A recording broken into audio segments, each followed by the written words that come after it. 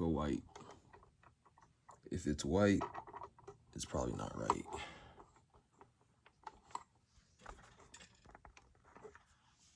All right, y'all. Hi, my name is Lennox. I make videos once a week. Try to push it out Monday. A lot of times it doesn't get there, so here we are. Today, I'm gonna start off by saying this. Actually, I'm gonna leave you on a little whatever. You're gonna have to gather here with me. Recently, it's all a TikTok thing. I was on the TikTok, looking at my little philosophy stuff that's on my For You page. And I saw this book and it kind of caught my eye. It was called like it's called The Courage to Be Disliked, and it's a very, very good book. I'm halfway through the book and I recommend it to anyone who is a teenager, who's not a teenager, who's just young. Older people probably already know the knowledge, but it's okay. And out of one chapter in the book, I really wanted to talk about what it said about anger. And I feel like it's kind of applicable to pretty much anyone. So that's always good. I need to stop using a little bit bigger words because I don't know. Anyway, so what it said about anger is it was saying that anger is a form of control, and basically that people get angry when something doesn't go their way, right? That's pretty basic. That's really, really basic. Yeah, I understand that, right? But like, step outside of your shoes for a little bit, right? Like, think about any time your parents have ever been mad. It's not really because they're mad to be mad. They're mad because something didn't go their way. Whether that's at work, whether that's something that you did, or people who aren't even like in specific, right? Then anger is a big form of control. And throughout the whole entire book, it was using examples, right? It was talking about, let me slow down. It was talking about like, oh, well, it could be almost a manipulation type of thing, because it's like what's to go? I already kind of used some examples, mother and son. Like, think about it like this: like, a mother is mad that their child didn't do this. So, and what causes that, right? Like, let's step back. Like, what is the, like, why is the mother mad? Because the son didn't do this. So it's because something didn't go her way, right? So think of it like that. And that kind of blew me away. Another thing that kind of hurt my head was, it was just like being quick to that rage, or let me skip past this whole entire thing. Let me talk about something else and circle back. Another thing that it was saying was like, normally when people idolize someone or just kind of look up to someone in a way, it's because they're not happy or secure in what they're doing right now.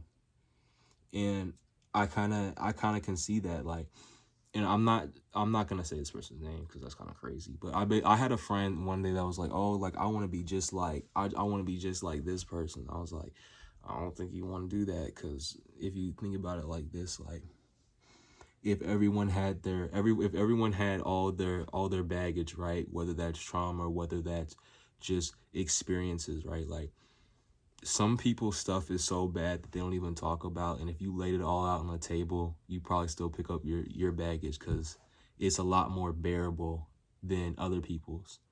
And I kind of live by that, right? Like, when it comes to treating people with respect, or just treating people in general, like, you never know what people are going through, because not everything is in, like, external. A lot of things can also happen internally. So it's, I'll be leaving people alone sometimes.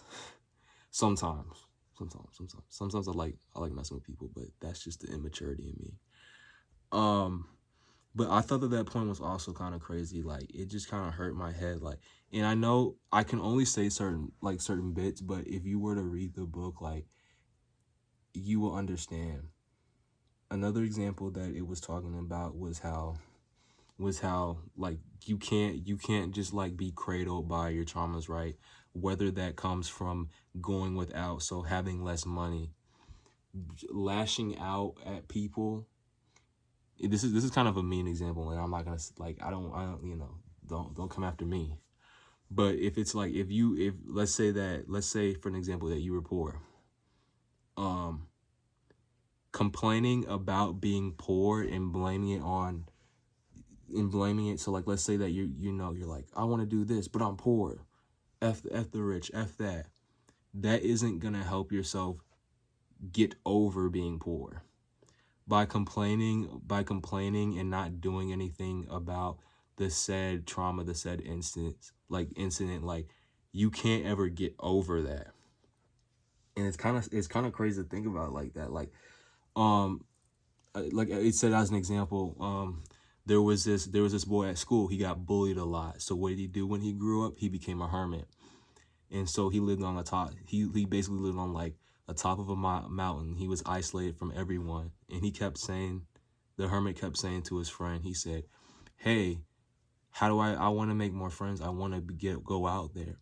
And the guy asked, "Why won't you?" So the old man reverts back, the little hermit, like the hermit reverts back to saying, "Oh, well, in high school, this and this happened.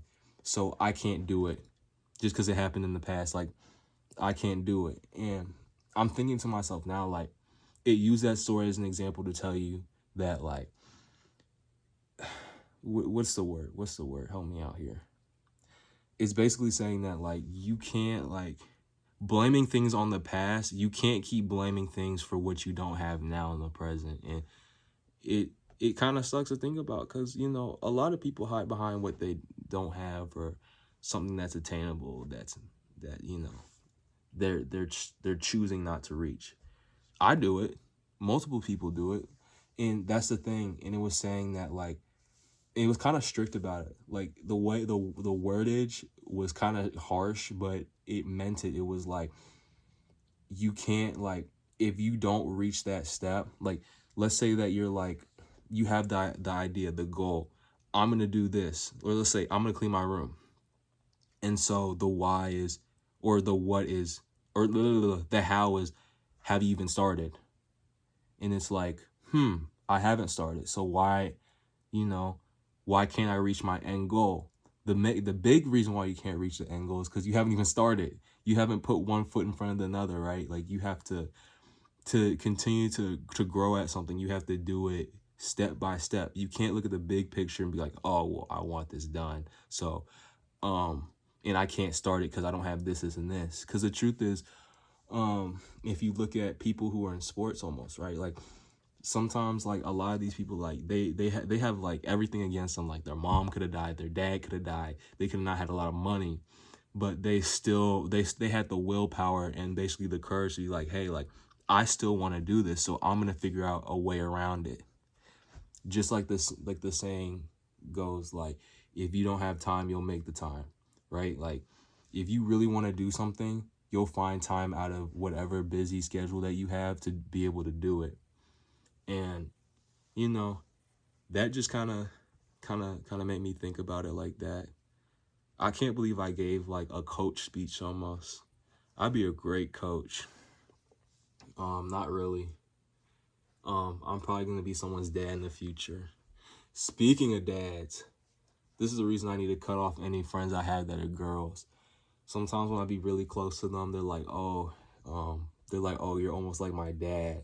And I think to myself, and I'm like, oh shoot, I can't do that anymore. I can't do that. I don't want to be someone's dad. I'm too young to be someone's dad.